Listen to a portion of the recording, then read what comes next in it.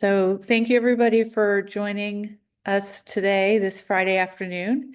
And I am so honored and pleased that Joh Light, who is president at Sabretooth and the founder of Sabretooth, is here to present to us a couple of his best in-class processes around interviews, as well as some of his thoughts around where the I guess the recruiting and the job application and interview and all of that process is going to go over the next few years. Joh, I'm going to let you introduce yourself and talk a little bit about Sabretooth and why you're here, because Sabretooth is hand in hand with AI. Thanks so much, Marika. I appreciate it, and I appreciate the opportunity to speak with you all. And one of my goals in this conversation today is to share with everybody some tools that you can use and add value to your process, especially as you push out into the job market, whether you're there already or plan to be soon. Because technology or not, nothing's easy right now and hasn't been for several years, especially if you're in tech. But it applies in other places like manufacturing and pretty much everywhere outside of government and hospitality and healthcare. I mean, if you're in any other industry sector, it's a challenging environment, and especially for people.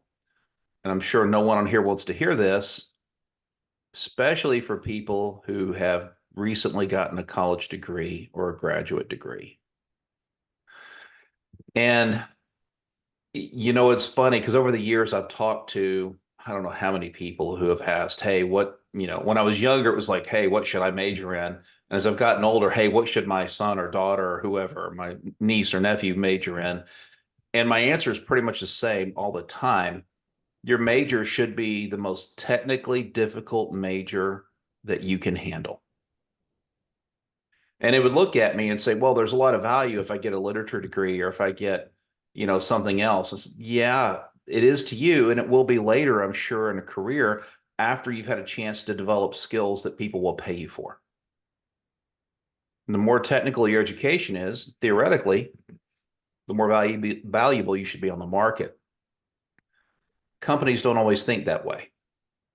And that's a difficult barrier to break. So I want to help everybody out by giving you a really, really good advantage over any other candidates in the marketplace who might interview for a role that you want to interview for. And it's going to require a little bit of homework, but we are recording this, so you can go back and reference this later. I've been using my 4 rules of the road as an interview framework now for, I tell people, over 18 years. Odds are I've been using it longer than some people on this call have been alive. Because I've been a headhunter that long. And prior to that, I was an accountant. So imagine that. A person who can talk to people and count in their head. But let me push into this. And like I said, there's only 4 major rules of the road. Number 1 is actually one of the more challenging ones, but because you can't really practice for it. And that's just be yourself. You think, oh, well, that sounds simple enough. Well, no, it's not. I mean, if I were to take a survey right now of everybody on this call, and I can't see everyone, but if I asked for a show of hands, who's had a job before? Not a 1099, but a W-2 job where you report and you had a manager who was there. Maybe you're working retail, maybe you're working in a restaurant. Do you want to make that person happy and make their life a little bit easier every day? Generally speaking, what do you not want your boss to do? Make your life more difficult, right? Yeah. Don't give me more. Just give me what I want and, pay me and let me go my own way. Let me have some flexibility on a schedule. Doesn't always work that way. So what do? In response, we put up a facade. We show that boss what we think they want to see. If you do that in an interview, you're dead in the water. Don't walk into an interview and put up a facade of what you think that other person wants to see and hear.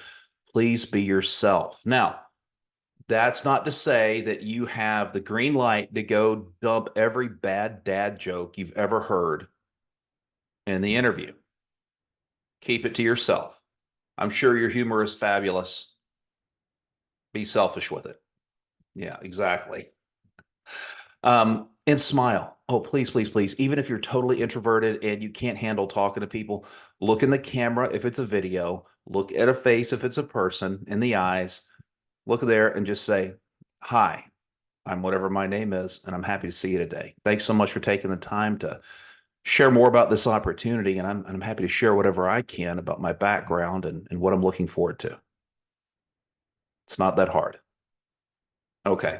So, highly recommend you discipline yourself to be yourself, just not the frivolous self and just not the super serious self. Be somewhere in between. And remember, what you see in the interview from the other side of the table, from the interviewer, that's what you're going to expect when you go to work at that place, isn't it? They're going to interact with me like that. They're going to communicate with me like that. You want to give them the same back. When you're sincere and genuine, you're a much more attractive person to hire. On the flip side, it is easier for the interviewer to be sincere and genuine towards you.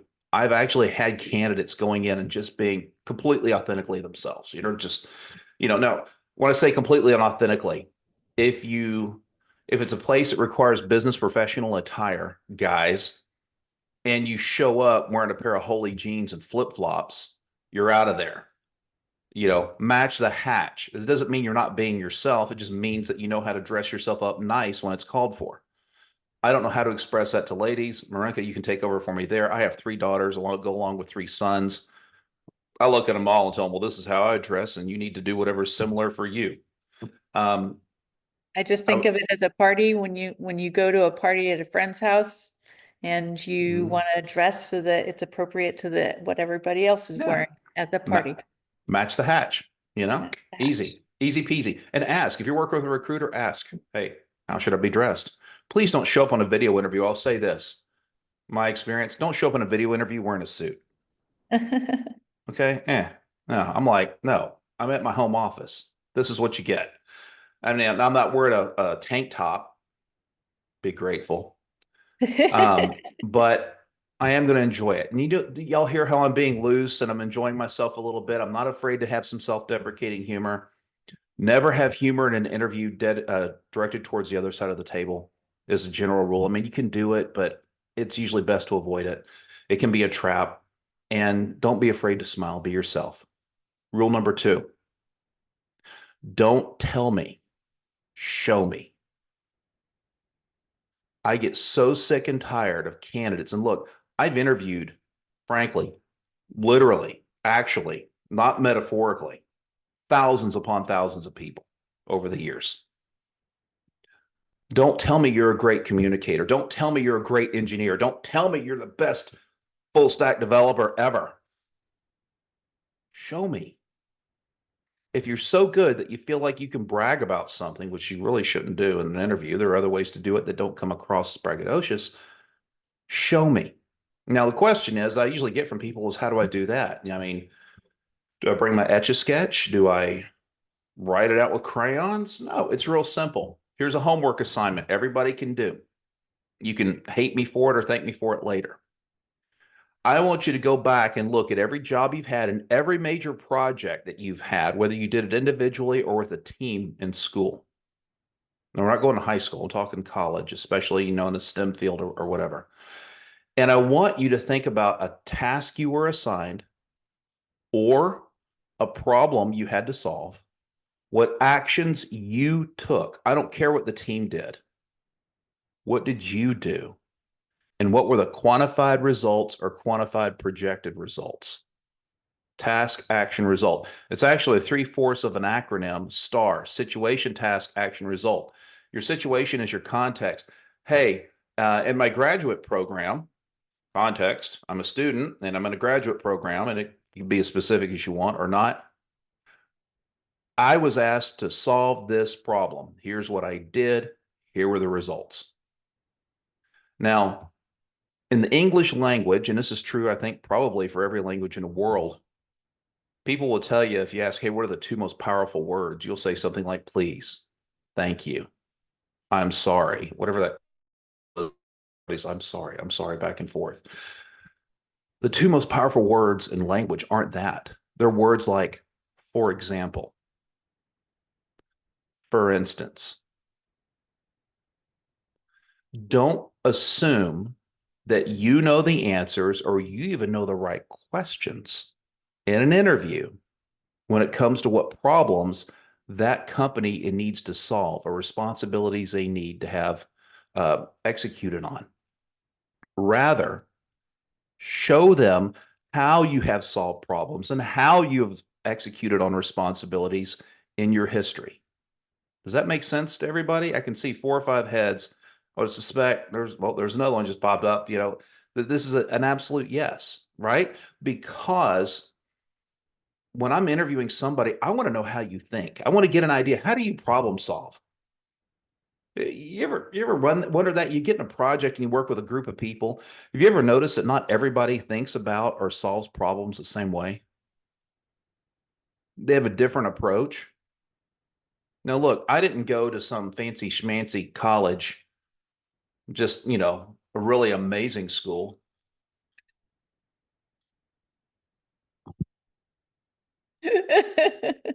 But I know there are a lot of definitions out there for what culture is, especially corporate culture. I'll try to get to that. How do you paint a rhetoric to your interviewer that you're a money driving force? We'll talk about that in just a moment.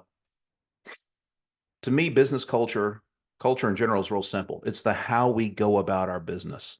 It's how we go about life. Does that make sense? It's how we go about things. If your how you go about things aligns with how that company goes about things, if how you execute on a project aligns with how the project team of that company does it, number one, you'll be a much more attractive candidate. Number two, you're much more likely to succeed. This goes back to rule number one. If you're trying to do stuff in a way that is unnatural to you, that is outside of your bounds, you spend a lot of energy fitting in or putting up a facade and less energy actually executing on the task. So I want you to educate interviewers on how you solve problems, how you execute on responsibilities. I also want you to feel free in doing this to kind of take ownership of it. And let's talk about that for a second. So there's a question out here about how do you paint a rhetoric to your interviewer that you were the main driving force of project, often overstepping your position and authority over your primary investigator, if not going against your professor to get results without communicating red flags to your interviewer. Well, let me ask you something. How many people want to hire the guy or the gal who's going to come in and says, you're doing it wrong. Let me show you the right way to do it. Have you done this before? Why, no, no, but I've read about it and I saw a video on YouTube. You don't want to come across that way, right? So how do we approach that? You do it just the way I told you, task, action, result. And you couch it in a smart way. Now, let's talk about this. Here's your homework assignment. I want everybody on this call to find 7 to 10 task, action, result bullets in your history. And I don't want you to type it out. I want you to handwrite it on a piece of paper, no less than 2 sentences, no more than 5. Now, I've just done one of the cruelest and evil things for your own good that you can possibly imagine. I've told you to figure out not only all this stuff, task, action, result stuff, but I've told you to compress it into a format that you're going to struggle with. And also writing it down, right? Because Well, with a pen yeah, and a well, paper. it actually Yeah. creates, there's a neurological reason. It actually creates a stronger link in your memory.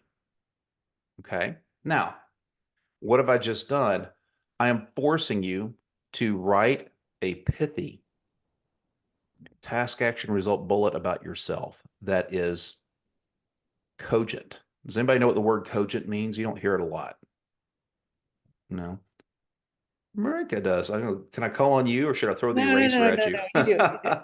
So cogent, it's pithy, it's on point, it's concise, but what's important is it makes the point and resonates with your audience. Most interviewers and most interview situations, if you meander, if you talk and talk and talk, you're going to lose your audience. By forcing you to have no less than 2 sentences, no more than five, I'm compressing that and forcing you to get to the dadgum point. Linear, get there. Here's the problem. Here's what I did. Here are the results. Boom. At some point, an interviewer, and this goes to the question that Tony put up, an interviewer is going to say something like, Tony, tell me more about how you accomplished that. Now you've created an environment where someone's giving you permission to tell them more. Now we think, oh, they asked me a question or they said they wanted more from me. No, they gave you permission. Okay. Anybody in here married or engaged? Usually when you have an engagement, what happens? Somebody buys a ring and presents it to someone with a flourish and a question while they're about ready to puke on their shoes because they're so nervous.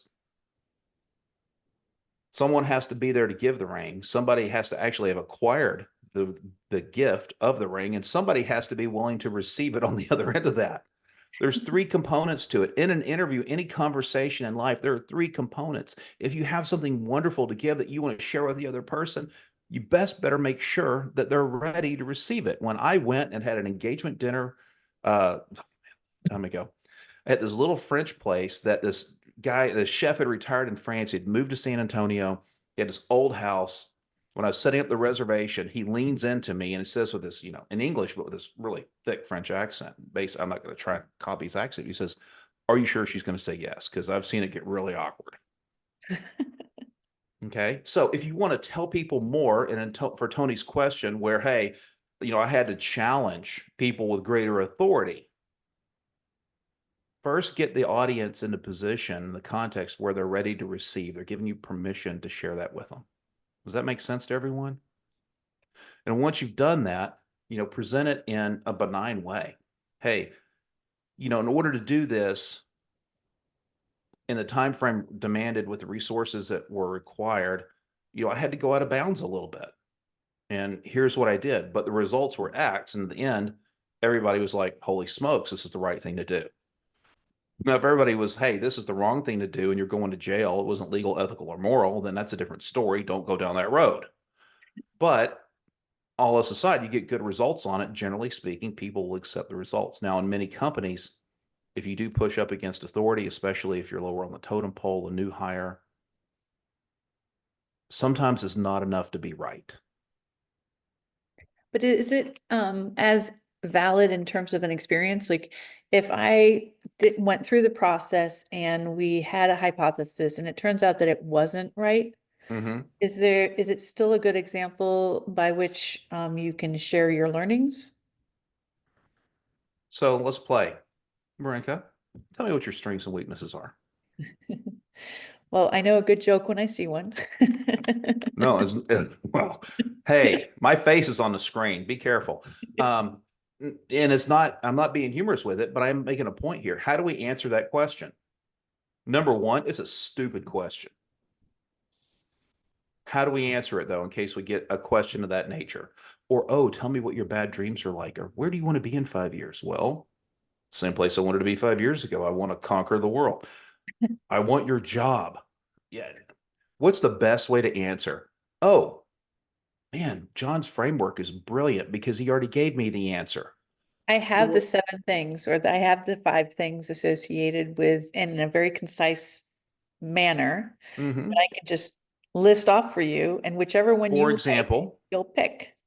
for example, for instance, let me tell you about a time where I had to press against the authorities around my job as a senior staff accountant. I was functioning as assistant controller for a hauling division of a waste company in Houston. I noticed that we were eating tremendous amounts of bad debt expense because we couldn't collect cash from construction and demolition hauling companies because they were fifth and sixth tier contractors for a general contractor. And they would disappear before we could collect money. And we're so far down the food chain, we couldn't collect anything from the GC. So I went ahead and stepped out on a limb brought in an attorney who specialized in these construction issues and sat down with him and spent the money with him, obviously, to develop a process that when we implemented it, we found ourselves sitting in the first or second tier when someone went away, when someone skipped town or fly by night. And within 60 days, I documented it saving us over $400,000 in cash we would not have been able to collect from revenues we generated. I like it. So, what did I just do? I didn't tell you what my strengths were. I didn't tell you what my weaknesses were. I showed you. Does that ever hit a chord with everybody? If so, do the homework. And then when you're done writing it, hate me or love me later, go stand in front of a mirror or a video monitor and read them all out loud to yourself. If it sounds awkward, what do you got to do? Do them over. Okay? 2 to 5 sentences, no more. Remember, we're looking for permission in the interview conversation. Rule number 3, you got to ask good questions. The best way to tell you what a good question is, let me tell you what a good question is not. A good question in an interview is not binary. If you are asking a question that is answered with a yes or a no, you're hosing yourself. Don't do that. All questions, how, what, when, where, why. Remember, rule of thumb, I'm holding my thumb up to emphasize rule of thumb. There's so much garbage about where rule of thumb came from, whatever. But it makes me want to hold my thumb up because I'm an Aggie and I can do that all day, every day. But the rule of thumb is this: you want your interviewer or interviewers talking 60, 65% of the time, give or take. Okay. So open-ended questions, some great examples. Marika, tell me a little bit about what it's like to work here. What can you share with me about the major projects or accomplishments you want to see this position achieve in the first 6 months or the first 12 months? I know other people have been in this role before, and it's often used to promote people into other opportunities in the company. Can you tell me a little bit about who's been successful in it? What set them apart? Okay. Open-ended questions. It's a dance. It's a conversation. Treat it like one. Now, at the end of every interview, what's the one question you're absolutely guaranteed to be asked? Anybody know offhand? Marika knows. She can answer since you're not muted, but No. what's the one question you're going to get asked? Do you have any questions for us? What's the one wrong answer? No, please don't ever say no. It would hurt my heart. Excuse my heart down here. It would hurt my heart. Okay. If you say no, you're pretty much guaranteed to blow that interview. So, just like we went and we developed task action result statements. And again, we're not reading these in interviews. We're preparing our brain and our mouth to be on the same page. We're getting practice in. We may never use them. We may invent them on the fly, but we're prepared because we've practiced. We've set ourselves from who knows where ranking as a communicator to up in the top 10% of the marketplace, sometimes higher. We go through all the work to do that. Now, these questions, should I write questions down? Absolutely. Should I read them from my notes in a video or an in-person interview? Please do not. That is a bad idea. You can glance in a video thing. You want them off screen. Check my notes. Oh, yeah, I want to ask about this. But please save 2 for the end of the interview for that question, which you will get every time without variation. I mean, we're talking a 0.0001% chance of someone not asking you that. I mean, you would have to be walking and talking and they walk in, and fall off a cliff and they didn't have a chance to ask it. It'd have to be some weird scenario like that. So have a couple in your back pocket for that. Don't ask just one, because if you ask just one, they start to think you're disinterested. If you ask more than 3, they think either they did a bad job in the interview or that you are not a good listener. 2, maybe 3, good numbers, leave it at that. 4th rule. This is the most fun. Does anybody here sell used cars? No? Okay. I don't want you feeling like you're selling used cars. Okay. but you got to close the interview. I prefer a two-step affirmative close. Number one, Marinka, I've got to say, I'm really excited about this opportunity. I think I have some skills that would really help me be successful in it, and I see it as a great opportunity to continue learning and growing. Affirmative statement number one, followed by an affirmative question. When do you think we'll be able to take next steps on this process? What are your thoughts about our next steps? Any variation is fine. When you ask that affirmative question to buttress your affirmative statement, please shut your mouth and don't talk anymore. Do this.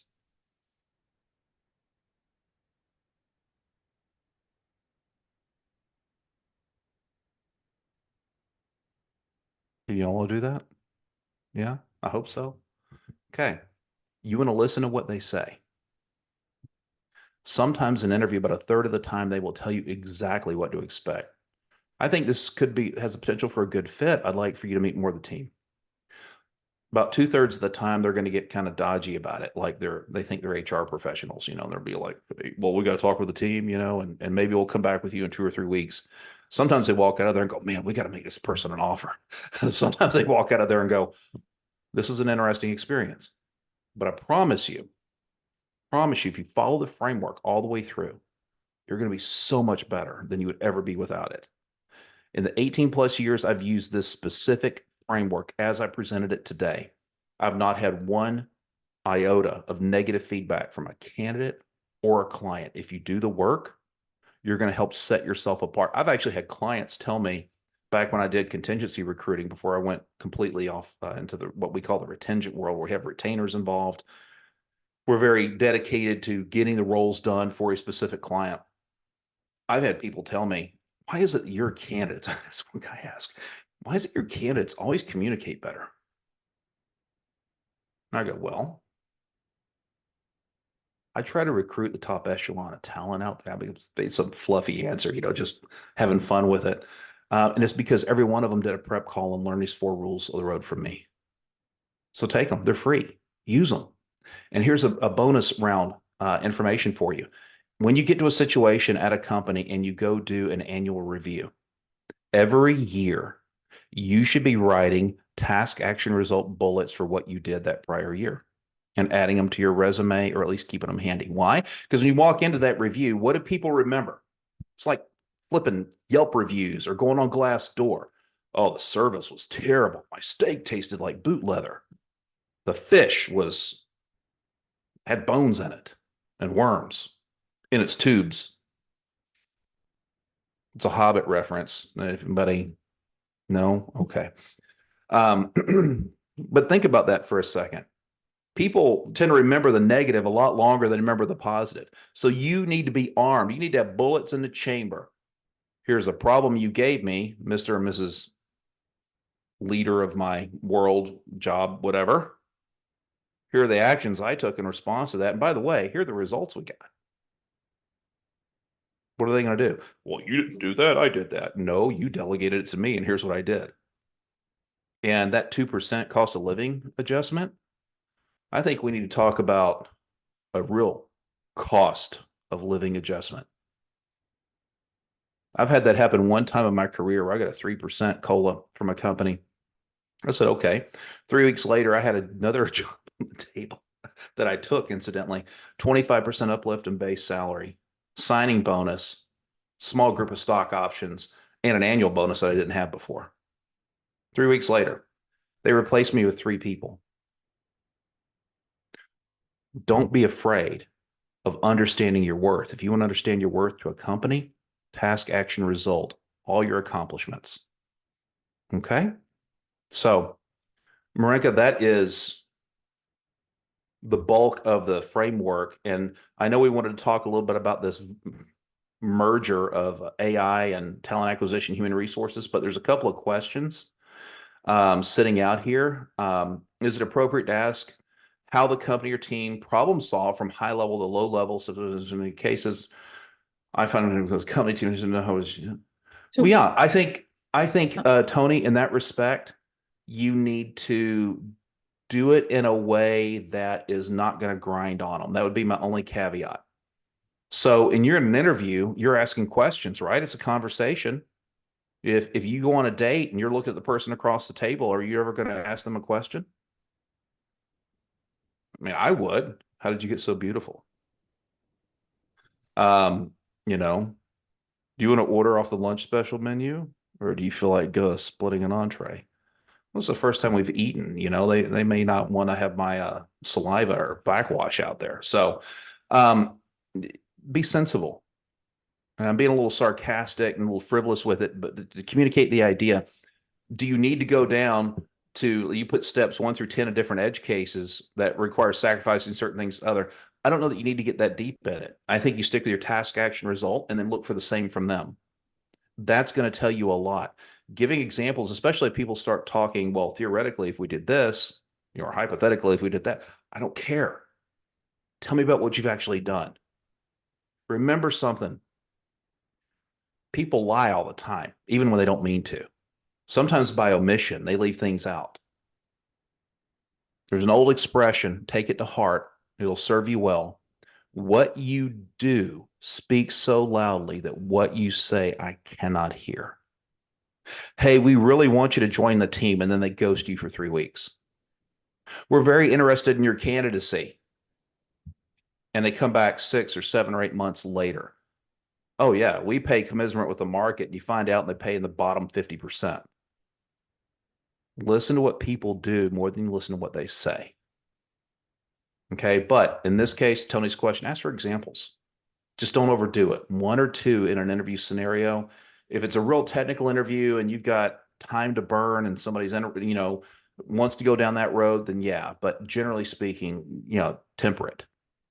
Sunil, how to convince your recruiter when you're transitioning from one role to another.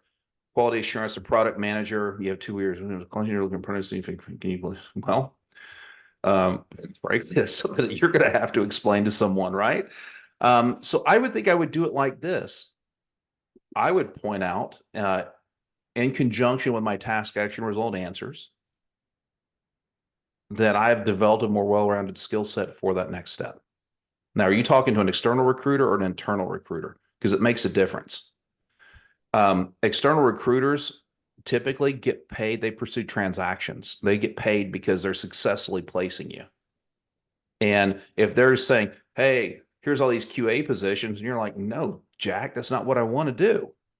Well, then that'll change their tune. If they think you're a great candidate, well, what do you want to do? I want to step into product management. Well, I would suggest now corporate recruiters, let me finish this thought. Corporate recruiters, it's less about that. Most of them don't care. You're a QA person, you're a QA person. You're a product management person, no, you're a product management person. There's probably less than 10% out of them that think innovatively to do that. And it's just the nature of the beast. It's not a knock on them. You just have to know how to communicate what you're looking for, what you apply for. Strongly suggest that you go find companies that interest you. Go on LinkedIn, find product managers in the company, and look how their background aligns with yours or not. Because you're going to have to address those gaps. Because now you know, how do I match the hatch in terms of getting noticed? Does that make sense? Yeah. So hopefully that Yes, helps. John. Thank you so much. Yeah. Great. Great. Before I kind of step off into the great unknown of AI and all that fun sort of thing, which is not as unknown as it was, a while back, but any questions on the framework? Anything I can clarify or questions I can try to answer to be helpful to you all? This is your time to get off of mute and ask your questions, so feel free. Hello. Yeah. So, I'm currently a graduate student studying computational data science. I led Google University research for a year and a half and worked in several vision and blockchain startups for integrating blockchain with the data science. I am just wondering how I can paint a narrative of my experiences. Say, I first did computer vision, sports video analytics on the edge device. Then I went into blockchain and did layer 2 to the recommendation system. Were Then these I different sort of companies? these different companies, and Okay. then I started getting in my internships because that was when I started university. So I had these jobs and like consulting and statistical data science consulting before I started university. And now being in university, most of my job experiences, other than my research work, has been more like internships or like very work. So how do I sort of paint a narrative that I'm growing my skills instead of degrading my skills? Task, action, result. Remember, the actual acronym is situation, which is your context, action, result.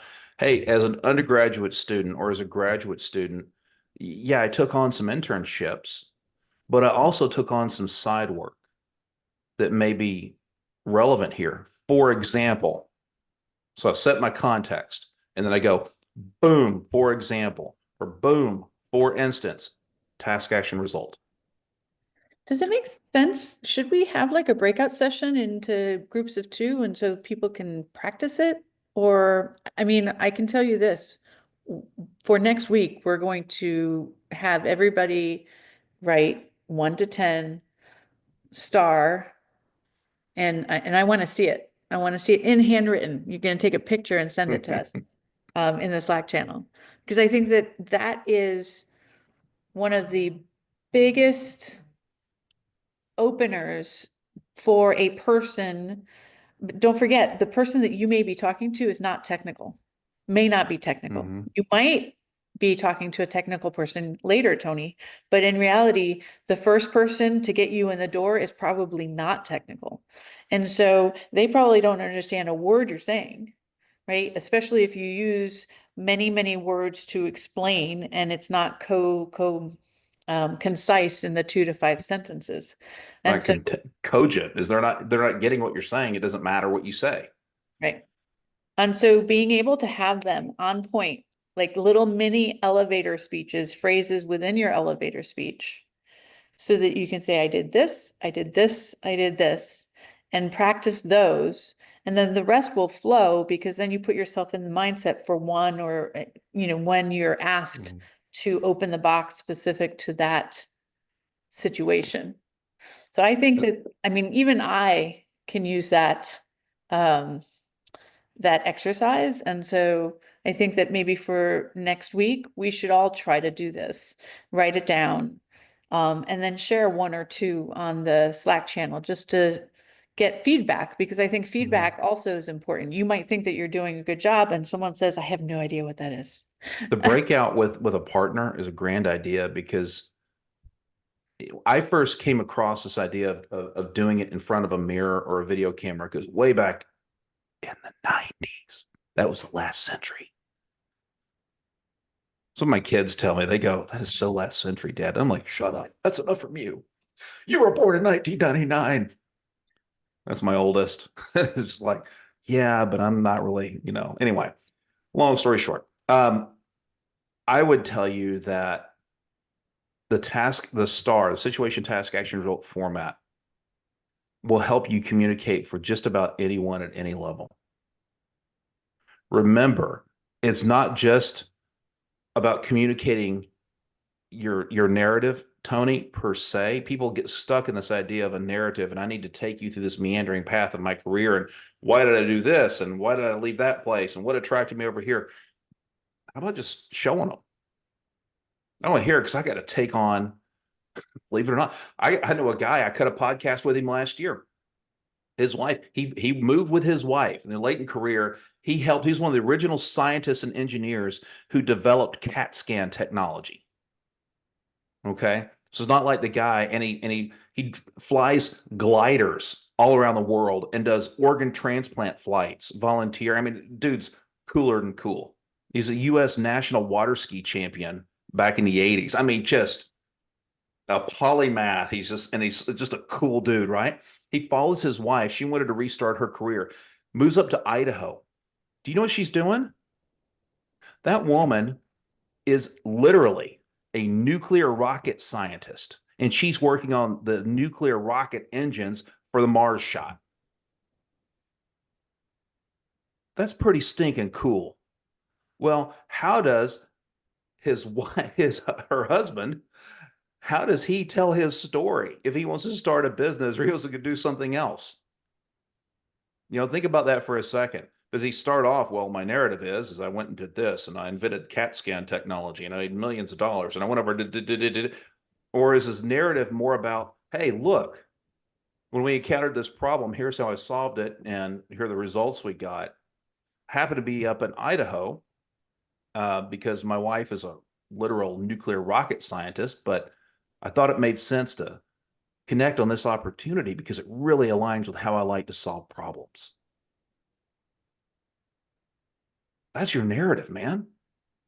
I'm building me into the narrative. I am demonstrating that I have capabilities that you need. That's how you focus less on the journey and focus more on the problem solving, like the situation, task, action, or result, and specific cases relevant for whatever the interviewer is. Heck yeah. Heck yeah. Because remember, too, in all this, you're showcasing your personality and communication skills. And you're like, well, wait a second. John, I may or may not have personality or communication skills. Well, you do. It's just everybody's at different levels. But the way I'm trying to get you to think through and communicate and almost problem solve displays your intellectual curiosity, number one. And questions you ask and how you answer, it shows how sharp and cogent you are, how much you keep up with things. But here's another thing. How many of you, Marika can't answer, how many of you could raise your hand and say, yes, I've had a seat at a table in the boardroom? Boardroom? In a boardroom, board of directors. It's a tough place to go. And you know what holds a lot of people back? They don't know how to communicate. They don't know how to ask the right questions. They don't even know what the right questions are. But if you go sit into a boardroom, and I'm not talking about Google or Apple or someplace like that where it's all corporate speak, buzzwords, and, oh, who can we bribe today? I'm not talking about that. But I'm talking about the vast majority of businesses in America where you go in and you sit at an executive or a board level. How do you communicate? How do you get your point across? How do you convince other people to align with where you want to go, what you think is the right thing to do? Oh, well, here's a great hint. Open-ended questions and the STAR principle. To gain credibility. To gain credibility. But executives don't typically communicate in 10-minute drones. They're typically pretty succinct and to the point. And so if you learn to communicate in those 2 to 5 sentence snippets that make the point, that are effective, that get your audience to say, yes, give me more, you're putting yourself ahead of everybody else. That's how they communicate. There's a really good podcast I cut a year and a half ago. The CIO of a big multinational, as his name is Nick Callisto. And you can find it out on my website at sabertooth.com, or you can find it out on YouTube or Google or wherever. But you should listen to him. And then there's a guy I cut right after him named Mark Lennox. Both have been in boardrooms. Mark is a guy who was involved in the CAT scan technology development. But listen to how they communicate. I also have the former CHRO of Harvard Business Review out there. Listen to how she communicates. They all communicate differently. They all work, but they have common threads in how they approach things. So I encourage you, take some time, listen to some podcasts of people who are where you want to go and listen to how they communicate. Some people have gotten there and they haven't learned to communicate like executives. Other people are spot on. But I'll tell you this, generally speaking, again, Pareto principle, you want to get it right at least 80% of the time. This is how you want to do it. And I'd just like to add that this applies not only to interviews, but also whenever to anything you communicate about or when you present your information to an audience. Because there's so many times, countless times, when I've seen geniuses in data science departments and all kinds of different companies, right? They develop this amazing tech. And I review it, I get it, I understand it. And then they present it to their manager, they present it to the CEO, and they just go on and on about the technicalities, and they tell the CEO how the journey and how they got there and stuff like that. If you know that the CEO likes that, okay. But the majority of people just want you to get to the point because they need to make a decision and move on. That's what CEOs do. They make decisions and move on. And so being able to use this type of principle, the STAR method, to really hone in on the situation, say how you resolved it with action is really, I think, very succinct, and it gets you buy-in very quickly. Go ahead, Tony. I was in that scenario to like pitch to the CEO or whatever manager or to your client.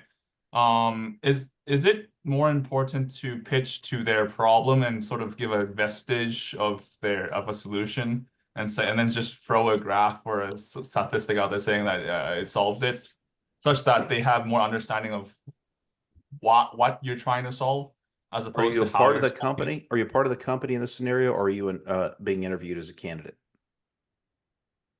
Probably you are the company. Okay, well, I mean, if you're part of the company, in theory, you've been read into the problem. You understand the problem. That's great. Okay. If you're not, if you're interviewing as a candidate, please do not presume to know my problems. I mean, that's kind of the attitude people take on. Well, who are you to tell me how to solve my problems? Instead, for example, let me tell you about a time I solved this, whatever problem you want to name. If it just so happens to be aligned or in the ballpark of their current problem, so much the better. And then you talk about, here's what I did, here are the results we got. End of I asked story. this That's because like, oftentimes I have a lot of solutions to a variety of problems.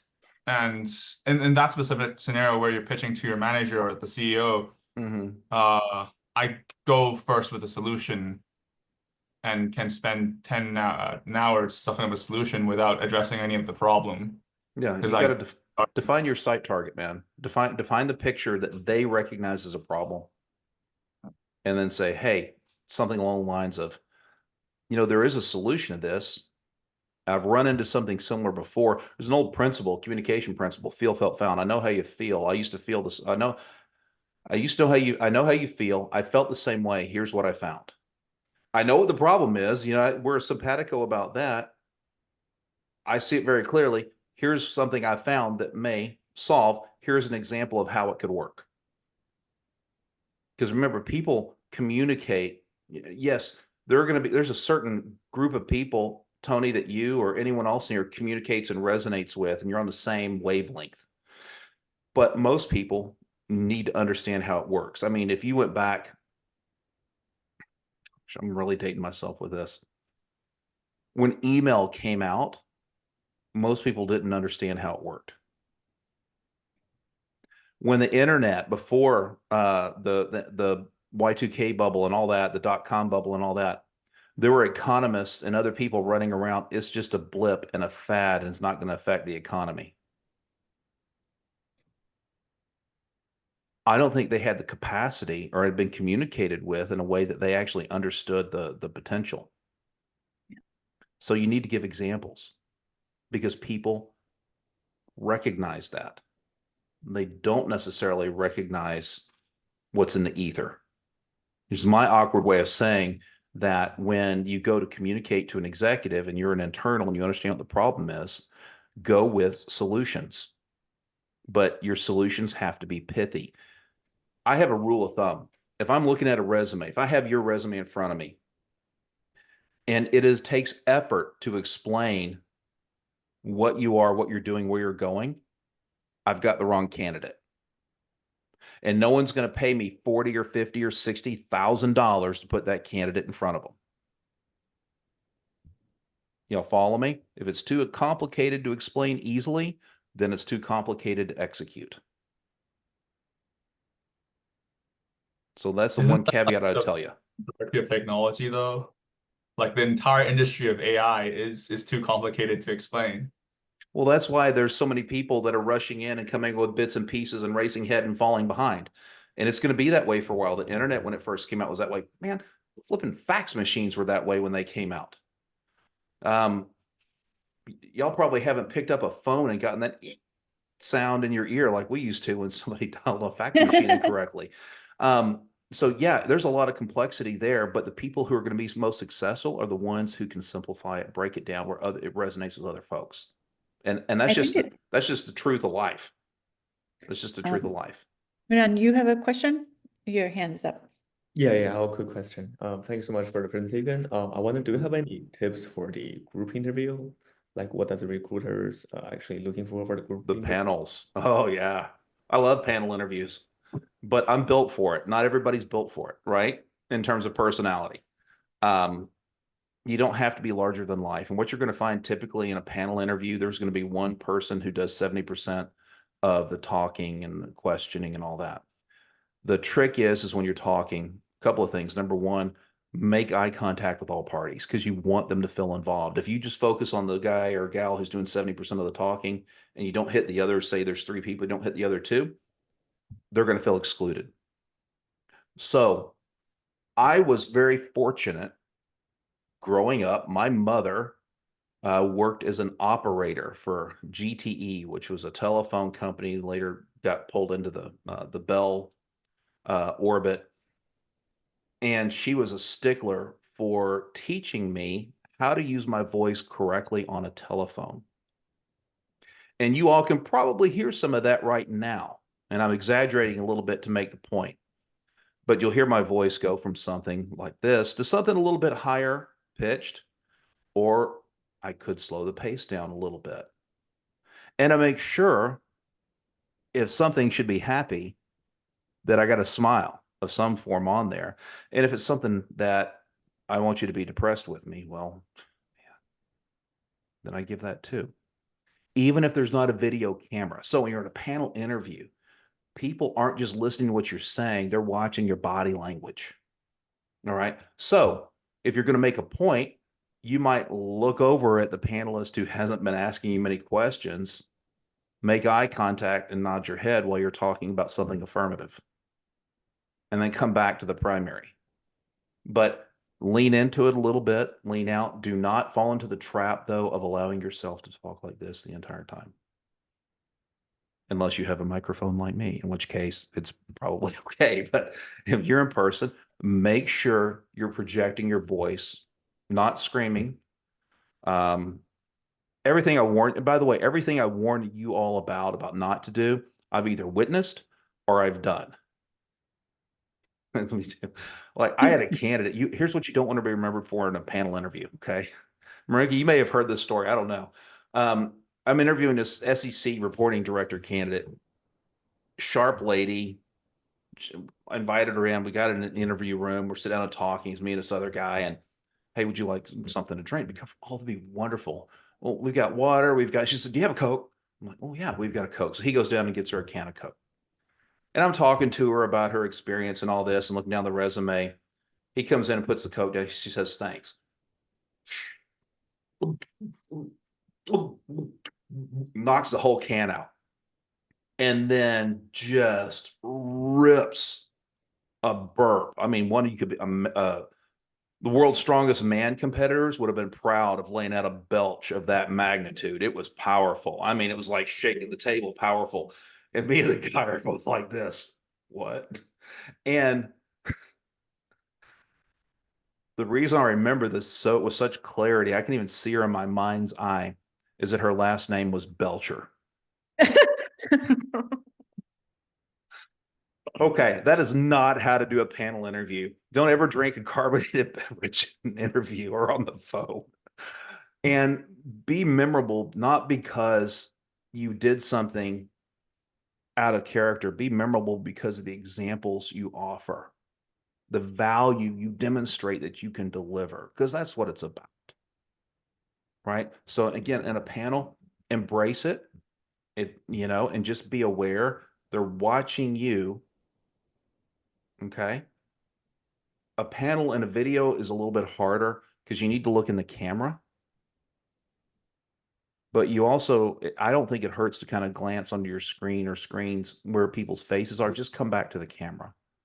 But the same rule about your voice and about engaging with someone. So when somebody asks you a question, for example, do you do this?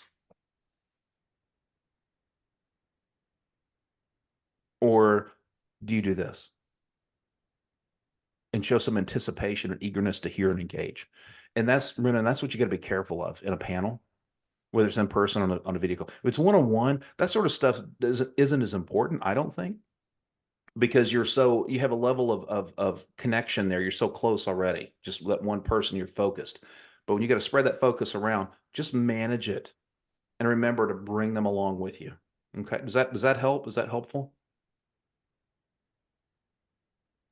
Yes, definitely. Thank you so much. Good. I Good. also, in my experience, when we had multiple people interviewing a single candidate in a team, typically we wouldn't all ask them the same questions, right? Yeah. And so each person would have a very specific agenda as to why and how they were interviewing. One could be technical, one could be body language, one could be around just the demeanor and communications. Another one could be around, project management or your organization. And so when you're in a panel, you essentially have to get all of those things all at once. And so don't assume that everybody is listening to your examples and to your experience and how you answer the question. But also you could assume that they are actually doing exactly what John said, was looking at you, seeing your demeanor, seeing how you deal with an uncomfortable situation and how you actually resolve it and come back. Because all of those things are what really make a successful candidate, right? Or a good candidate. If they kind of throw a question that you're not comfortable with, how do you respond to it? What are your critical thinking skills? How do you interact with other people? All those are part of having a job and being on a team. And frankly, the whole rule of the road framework, the 4 pieces of it, it's about you already settling in your brain how you're going to do certain things in the interview. Because if you're spending your time wondering, well, how do I collate an answer for this and articulate it, then you're behind the 8 ball. But if I can focus everything on delivering a great answer, then I've got an advantage. Here's one other thing about the task action result bullet points, y'all. When I started doing this, using that framework, I was like, I am a stinking genius. This is brilliant. This is the way to break through, years of people not being able to communicate. And then I found out later on that Amazon uses it religiously. If you're an internal candidate in Amazon, any internal resume or application, that's what they want to see is your task action result bullets. They may call it some maybe SARS with them or something like that, but it's the same thing. They want to see it. And I think smartly so, because it's less worried about what your degree in, more about how you think and what you've actually been able to accomplish, and understanding how you went about it. And So- as machines actually start to review resumes and try to assess the likelihood of candidate appropriateness as a candidate for a job, I would think that that's what the machine is going to be trained to look for, right? The situation, the action, the result. I mean, that's if I was going to train a model, I'd want to find that as Yeah, well and as keywords, but there's a lot of nuance in that, right? Because we're working on right now, we're like so close to our first MVP on our talent acquisition AI tool we've been developing internally. And the nuance of human communication, what you're looking for, it's tough. It's really, really, really hard. What you take in and process in a conversation or express comes built on a foundation of the sum total of your life. Not from, well, I've read everything on the internet. So doesn't mean you necessarily know what to do with it. There are people out there, there will always be candidates out there that are smarter than everybody in this room, virtual room. Always. Accept that. So what? That doesn't make you less valuable. And a lot of times there are people who are brilliant and can't communicate. So use it to your advantage and improve what you can control. So Tony, you had a question. Yeah, a question about the corporate workplace. In a corporate workplace, yeah, is it more important to be able to work with others, or is it more important to be able to deliver results and products and features and drive results? That's a loaded question, and I'll tell you that it depends. And I'll tell you that it depends. And here's why. There are companies. I know one in Houston, Texas, right now. It's right. I would say the name, but I don't want to. I don't want to give them any airtime if I can keep from it. They're all about results. However, if you're not willing to go out and hang out at happy hours twice a week with leadership, i.e., get along with people the way they want you to do it, you'll get fired, or they'll push you out. There are other companies where the disposition is, at the end of the day, are you getting on with people or not? And there are other companies where it's like, it's all about results. I would tell you, if you find yourself in the mirror, see yourself as a results-driven person, regardless, put the blinders on and damn the torpedoes and anything else, then you need to be with a smaller, medium-sized, fast-moving, very agile, very aggressive, and hungry company, or start your own. Having said that, the old expression is, it's not what you know, it's who you know. I'm afraid that when you go down that path, you end up finding out that that's more true than you ever believed it could be. I have found it out. Man, when I was at USA Waste and Waste Management, and we were acquiring companies, and I was doing this and doing that, when I remember I mentioned that example about, hey, I saw this gap where we're losing money in construction. It's what we call C&D hauling. I alienated the entire sales team for the Houston market. They were mad. I thought I was going to go out and my truck was going to be scratched and slashed and maybe burning. Because part of it was no one gets paid until the cash is received, because we were actually paying the sales reps and then writing the bad debt off when we couldn't collect the cash. So not only were we losing money because we weren't getting paid for the work, we're losing money because we're paying a commission on it. So they had to get a form filled out, which is kind of a preliminary lien, and they had to bring it back and then wait for the cash to hit the bank before they actually got paid their commission. Man, they were livid. And I didn't ask permission to do it. So this is the way it has to be in order to solve the problem. I think I hacked off a lot more than sales. And I don't know if it's because I was just incredibly awesome that my boss promoted me 7 months after he hired me, and I took over as the youngest hauling controller in the nation for South Texas hauling, or he was trying to keep me from the angry mob with the pitchforks and the torches. So there's a balance to strike in there, and I would tell any up and coming aspiring professional or entrepreneur, some people do it naturally, some people don't, but building relationships, especially with people who have skills outside of your own fairway, is very, very important. And if you ever get to a point where you need to raise money, being able to connect with people, having those relationships, super critical. Super critical. I've known people who have gotten millions of investment dollars because of somebody they know. They have a great relationship. There's a trust level. I believe this guy's going to do what he says he's going to do. And I've seen other people with brilliant ideas who struggled to raise a penny, even though technically they had it all worked out. And I've seen the opposite. So again, it depends. But I tell you, you kind of got to feel that out. And you need to understand how you work. The whole task, action, result exercise, a big chunk of it is being more self-aware. How do I work? How do I function best? How do I deliver the best value? So we have one more question for Juwang, and unfortunately we've run out of time. So after that, John, if you could just kind of summarize your last impression for this group. So Juwang. Hi, I just had a question well, thank you for like the wonderful presentation first. But I just had a question regarding like you were just talking about like connections.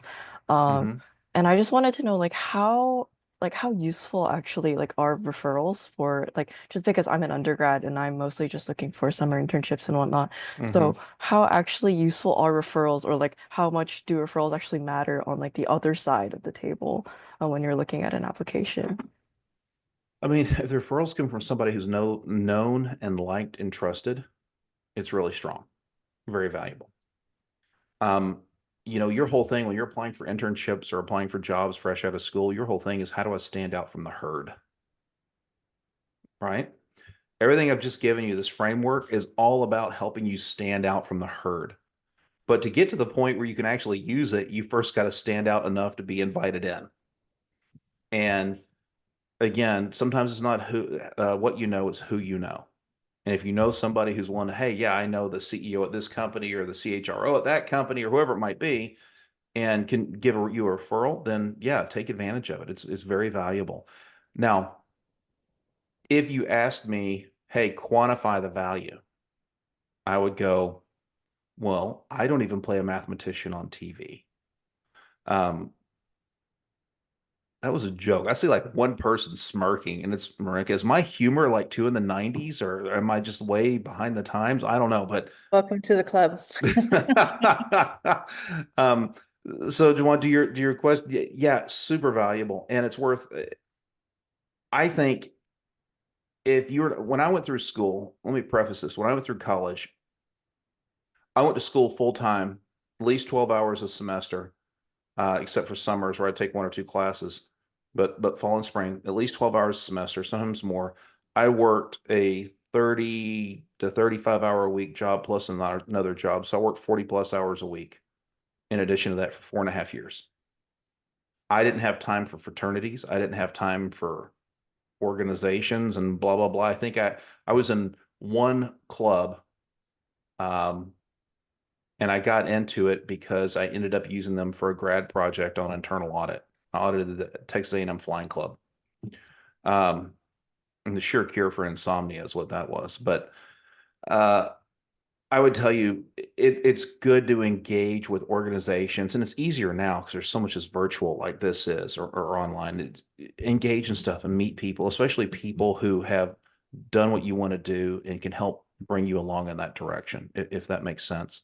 And value those. You know, anybody you meet. In fact, I would invite everyone on this call. I'm easy to find. Mark and I are connected on LinkedIn. Find me and send me an invite. Reference IEEE, and I'll come on in. I'll accept the connection, but maintain that with folks. You know, you don't have to dedicate hours a day, but interpersonal reaction, even virtual reaction, can keep you fresh in someone's mind for a hand up sometime, or a pat on the back, or a simple, yeah, I've run across that person, don't know them well, but everything I've seen has been really good. Yeah. Sometimes that can make all the difference in the world. So yeah, set yourself up for success. Thank you so much. Anytime. Let me, if I can summarize real quick, I would suggest this, you know, if you want to set yourself apart, you need to work at it a little bit before you walk into an interview. So you have homework assignments, do it. It's going to benefit you. It may feel awkward and it may hurt your brain, but that's going to help you grow. And I don't care what generation you're in. I don't care if you have a degree in some, you know, Dutch poetry or applied mathematics or AI development, whatever it might be. It doesn't matter to me. I want to help you communicate the kind of impact you can have on other people and organizations. And if you do that well, you're going to find opportunities for achievement and success and fulfillment in what you pursue as a career. But if you sit back and you lose the human part of empathy, I can put myself in their shoes. How does an interviewer want to be communicated with? If I'm the interviewer, how do I want to be communicated with? How do I want a candidate who may be my subordinate to communicate with me? Okay. Try to put yourself in the other person's shoes and be empathetic. I'd leave you with this thought too. Can I train an AI to do the human for me? Not yet. Well, Perhaps to practice, maybe. perhaps somewhere in the future, but all the nuance that comes in with human communication, I think it's not there yet. You know, we consider, oh, well, OpenAI and Chat GPT, this DeepSeek, whatever. Oh, look how fast it learns. Do you have any clue how many terabytes of information a newborn baby intakes. And maybe they don't consciously remember the way we think of it, but everything impacts how they behave. Let me give you an example. One of my children is adopted. He's wonderful. For the first 6 or 8 weeks of his life, he had 6 different primary caregivers. And he spent the following 18 months after my wife got him, basically, you know, those little wraparound things where you hold the body like a sling, the baby against you. For 18 months of his life, he could not bear not to have contact with her, physical contact. I've never experienced that with a baby. But because of what he experienced, even though he wasn't conscious of it, it dictated his behavior and still influences it quite a bit. You don't see it manifest the same way, but it's there. So we think somehow AI is going to catch up with the human being. Eventually, I have no doubt it will. But that's not today. You are an incredible, if I may put it this way, piece of machinery. Your brain is a computer of unmatched and unparalleled power. So use the AI, yeah. But AI is about crunching numbers, baby, right now. At the end of the day, I think the stronger and more prevalent we find AI getting in general terms, the more valuable you are in terms of human interaction and participation. Now, that may mean that we're doing very different things, you know, not where we started our career. It could be in very different venues and spaces, but you got to really think about that. You know, you're incredibly valuable. And the reason I always say be yourself is you are enough. And if somebody thinks you're not, that's fine. It wasn't the right place for you. Go find another, but you're enough. Do the work. You're going to do fine. Well, with that, I guess we'll have to close today's session. I would love to have more chat about this session on our Slack channel. John is a part of the Slack, so if he can place his LinkedIn profile and answer any other questions that you might have in the days that come over the next couple of months before he presents in DC, hopefully in June. So thank you so much, John. Happy to. And thank you for pulling me in here. And hopefully I didn't bore anybody. Hopefully we had some fun. I'd have a little bit of fun. This is great. Thanks for that. So thank you. And I guess we'll close for today. Sounds great. Thank you all. Bye. Thank you, John. Thank you so Thank much. you. Thank you.